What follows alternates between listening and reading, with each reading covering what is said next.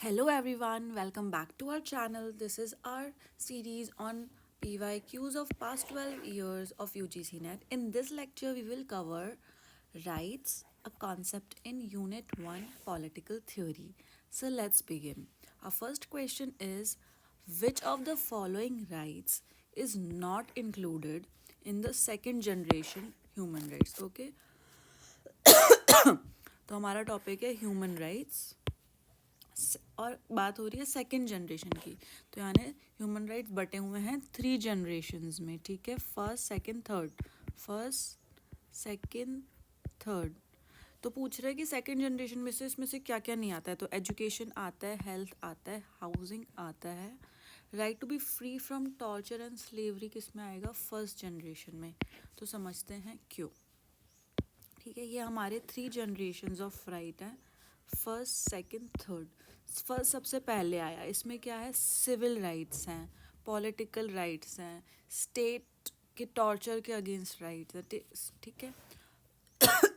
तो ये negative liberty पे बात करता है। तो ये क्या है? Liberty.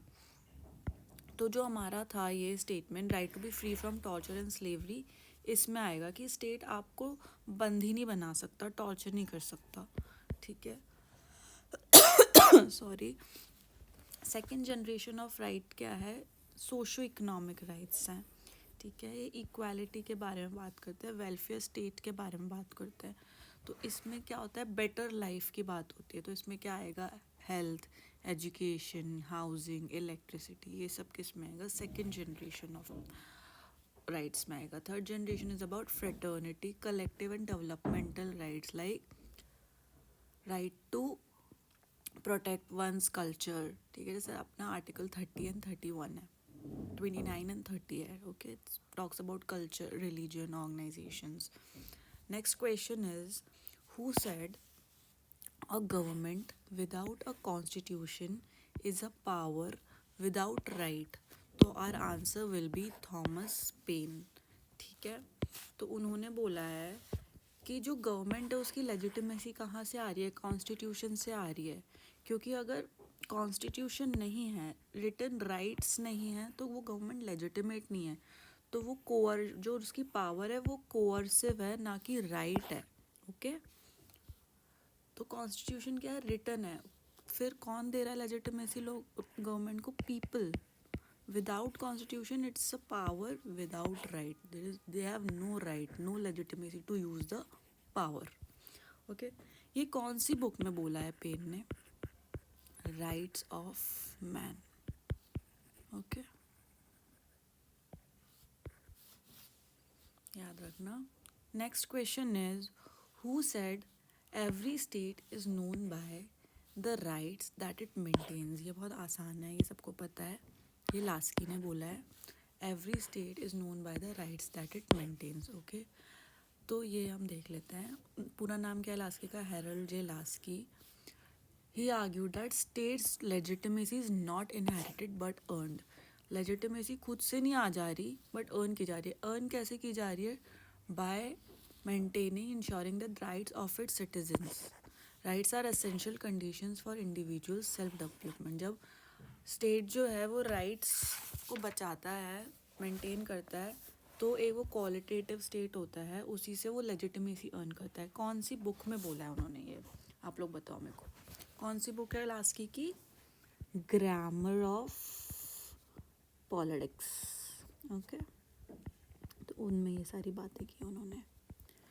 Next question is, which of the following statement is true? ठीक है। Grant of rights has no concern with social interest. Why भाई? राइट्स होंगे जहाँ पे सोशल हार्मनी होगी वहीं तो राइट्स होंगे, नहीं तो एनआरकी हो जाएगी। तो ये गलत हो जाएगा। No rights can be given to a man against social interest, obviously, नहीं तो वो राइट्स थोड़ी होंगे। Rights are selfish claims, no, they are selfless claims. Rights तो सबके होते हैं, सेल्फिश तो वन इंसान का होता है। Rights can have anti social character, तो ये फर्स्ट जैसा ही है, तो ये गलत हो जाएगा। It should be a social character. तो आंसर हो जाएगा हमारा, rights are, no rights can be given to a man against the social interest. ये किस चीज़ की बात कर रहा है? ये पूरा जो क्वेश्चन है ये बात कर रहा है बैलेंस की between individual liberty and collective good. जो भी राइट्स है वो एब्सोल्यूट नहीं होते हैं, वो लिमिटेशंस के साथ आते हैं। जैसे अपना आर्टिकल 19 है, तो राइट टू स्पीच लिमिटेड है किससे? मोरालिटी से। इंसाइट वायलेंस इंसाइट नहीं कर सकती, डिफेम नहीं कर सकती, ठीक है। तो ये सब आप नहीं कर सकते। क्यों नहीं कर सकते? क्योंकि हमें एक सोशल हार्मनी भी तो मेंटेन करनी है। राइट्स कहाँ एग्जिस्ट करते हैं? जहाँ सोसाइटी होती है, जहाँ एनार्की होती है, वहाँ राइट्स एग्जिस्ट ही नहीं कर सकते। तो राइट्स एंड ड्यूटीज़ साथ में चलती हैं, तो balancing liberty and common good. Okay, so next question is which theories of rights claim that rights are inalienable and cannot be separated or taken away from the individual as they are inherent and prior to society and state। तो हम समझते हैं। तो theory of legal rights नहीं, क्योंकि ये बोलता है कौन है राइट्स, कौन दे रहा है? लीगल सिस्टम राइट दे रहा है। लीगल सिस्टम कौन बना रहा है? स्टेट बना रहा है। तो स्टेट ही राइट दे रहा है, यहाँ ही से ओरिजिन हो रहा है राइट्स का। तो ये तो नहीं होगा। यहाँ पे क्या है? Prior to society and state की बात हो रही है। थ्योरी ऑफ कॉन्ट्रैक्चुअल राइट्स नहीं, ये तो बोल रहे हैं क्या हो ओरिजिन है राइट्स का? कॉन्ट्रैक्ट ओरिजिन है। ये क्या बोल रहे हैं? इनहेरेंट है right. Theory of social welfare rights, ये भी नहीं, ठीक है। तो आंसर हो जाएगा थ्योरी ऑफ नेचुरल राइट्स। तो कौन है सबसे बड़ा proponent of theory of natural rights? Lock हैं। और लीगल राइट्स का कौन है? हॉब्स है। बोलते हैं कि स्टेट ऑफ नेचर में कोई राइट्स नहीं थी, ये बोलते थे स्टेट ऑफ नेचर में राइट्स हैं, they are natural rights, right to life, liberty and property, उसे कोई नहीं लेके जा सकता, ये इनहेरेंट है, एब्सोल्यूट है। Okay, next question is who among the following author the book the rights of man. ये हमने अभी पढ़ा, ये किसकी बुक है? थॉमस पेन की बुक है। इसमें वो क्या बोलते हैं, इसमें वो क्या लिखते हैं? ये डिफेंस है फ्रेंच रिवॉल्यूशन का, ठीक है। इसमें वो बोलते हैं कि जब state is not able to safeguard the natural rights of the people, people have right to revolt, ठीक है। ये उन्होंने डिफेंस किसके, अगर वो डिफेंस कर रहे हैं तो किसी ने बुराई की होगी तभी डिफेंस कर रहे हैं। तो ये डिफेंस कर रहे हैं एडमंड बर्क के वर्क के अगेंस्ट, जिसका नाम है reflections on the revolution in France, ठीक है। वो ये कब आई थी? 1790 में आई थी, आई गेस। देखते हैं, ईयर मत देखो, वो देखना पड़ेगा। एडमंड बुक की थी reflections on the revolution of France. इसमें वो उन्होंने फ्रांस की रिवॉल्यूशन की बुराई की थी, बट फिर पेन ने निकाला defence of the French revolution in his book The Rights of Man. So next question and last question is which among the following statements are associated with Harold J. Lasky? ठीक है, Laski के बारे में पूछ रहे हैं फिर से कि कौन कौन से हैं उनके statements. Every state is known by the rights that it maintains, ये तो अभी हमने देखा था एक क्वेश्चन में। Yes, we do not mean by the rights the grant of some historic conditions possessed in the child but lost in the process of time। ये भी सही है, क्योंकि ये क्या बोलते हैं, जो राइट्स हैं वो कहाँ एग्जिस्ट करती है? सोसाइटी के कॉन्टेक्स्ट में एग्जिस्ट करती है, नेचुरल राइट्स की बात नहीं करते हैं वो। तो कोई हम भूल नहीं गए हैं, कोई इनहेरेंट हिस्टोरिकल कंडीशंस नहीं है राइट। ये राइट्स कहाँ से आती है? जब ड्यूटीज़ पूरी करते हैं, एक सोसाइटी में रहते हैं और एक दूसरे के राइट्स को फॉलो करते हैं, तो राइट्स आते हैं।